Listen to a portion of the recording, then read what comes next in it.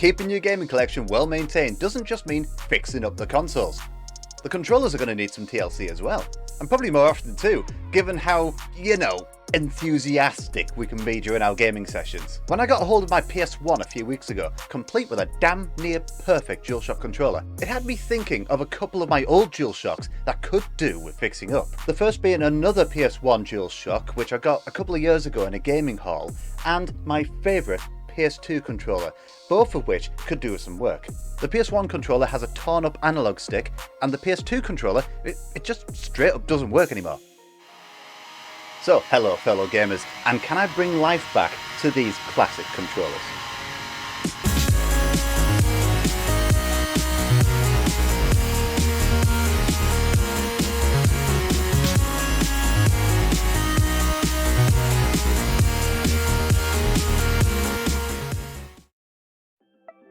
Okay, we've got two PlayStation controllers here that need some work. The first one here is a PlayStation 1 DualShock with a torn up left analog stick. I mean, it's not too bad, I suppose, but the few times I've tried it, it's really been noticeable. I'd rather just replace it.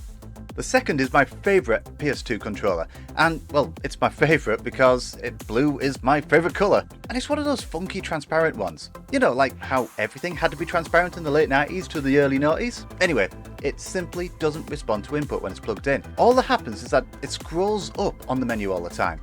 None of the buttons or analog sticks register. For this one, I'm hoping it just needs the contacts cleaning or something like that. Anyway, to help me sort these out, I've got my trusty screwdriver kit, the purest isopropanol you've ever seen on YouTube, and my cheapest chipped soldering iron. Hopefully I'm not going to need this one. Fingers crossed. So, first up, let's sort out this PS1 controller. The analog stick itself works perfectly fine, so we just need to replace the thumbsticks. I'm going to be replacing them with these ones that I got from Z Labs on eBay. They feel very much like the originals and, are really cheap too. So, if after a while it turns out they don't really feel all that great, well, it didn't break the bank or anything. 7 crosshead screws later, and we're inside. No crazy security screws here.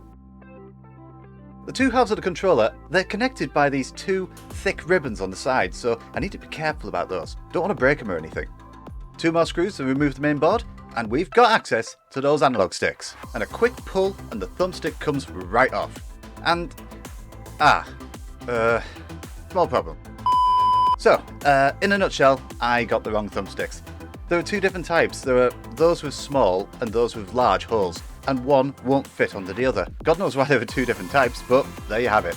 So here's a pro tip for you. If you need to replace the thumbsticks on your PS1 controller, open it up first and check which ones you need. Oh, speaking of which, I'd better order the right ones. I'll loosely put this one together for the time being. We can come back to this once they arrive. Alright, so while we wait for those, let's take a look at the PS2 controller. Now, other than that weird scrolling issue, it's still in very good condition. Well, I think it is anyway. So let's rule out some simple stuff first. The contacts in the connector could very well be mucky. So let's give these a bit of a clean with some cotton swabs and some isopropanol. Now, I had to be careful with this one. It was quite a bit of a tight squeeze in there. I didn't want to bend any of the pins or anything, but still, we did get some stuff out of there, whatever it was. Let's see how this goes. Nope, still scrolling. Well, I guess it's time to open this one up as well. Maybe the inside could do with a good old clean out. Only 6 screws this time. The back half of the controller comes off pretty cleanly, which is nice. And looking at the board inside, it does look like there might be a little evidence of liquid damage. I can't be sure. It's been such a long time since I've used this. The whole back of this board seemed to have some weird coating on it, and yet the inside of the shell was spotless. It's weird. Oh well, let's give all of this a bit of a clean then, and see where this gets us. Sadly, no change. Looking at the rest of it, it seemed fine. I even used my phone camera to check for any corrosion that I hadn't spotted before. And that's when I had a big brain idea. Wait a minute, I've got a working controller. Why don't I just compare it with that? Comparing the two didn't show any differences. That was until I took a closer look at the ribbon cables connecting the front membranes. The one from the blue controller did look a bit off colour, and I think, there might be a bit of a corrosion on the end of that cable too. This might be the source of our problem. So I gave this a good scrubbing with isopropanol. A proper good scrubbing.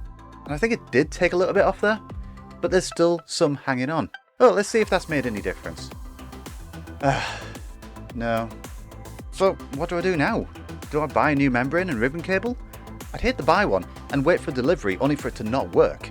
If only there was a way to find out if it would work. We've got another membrane right here. What would happen if I plugged in the one from the red controller into the blue controller's board? And yes, it works. You can see here I'm able to scroll through the main menu myself without it going nuts. Ah, this is great news. That means all I need is a new membrane and I can use this controller again. So let's put both these back together again and get that new membrane ordered. 48 hours later. And boom! The new thumbsticks and membrane have arrived. Let's finally restore these controllers. So let's get the PS1 one out of the way first. It should be a simple matter of just opening it up, pulling out the old sticks, slotting the new ones in place, and closing it back up again. Sorted. The PS2 controller will be a little trickier though. We have to remove all of the innards of the controller and separate it in order to access the membrane. The membrane is also being held in place with these little pegs and they look pretty delicate. I don't want to break any of them. It also extends to the tops here for the shoulder buttons. Okay, carefully does it, but that is now off. Now time for the new one.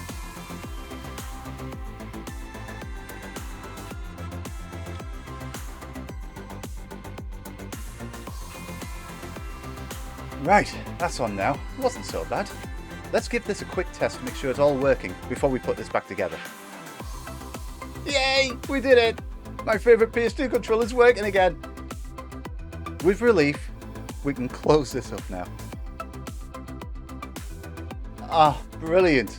We've been able to rescue 2 PlayStation controllers that might have otherwise ended up in landfill. I'm really chuffed with that. Now of course those 2 controllers aren't the only things that need a little bit of TLC. I'm going to be doing some more maintenance in the coming months, so if you all want to see how those turn out, feel free to subscribe. Hopefully we're going to have more success in the future like we have done with these PlayStation controllers. But with that, I'm going to head off because, I don't know, for some reason I've got a bit of a hankering for Gran Turismo. I'm not sure why. But anyway, thanks ever so much for watching. Please leave a like if you liked the video, and I'll catch you all next time.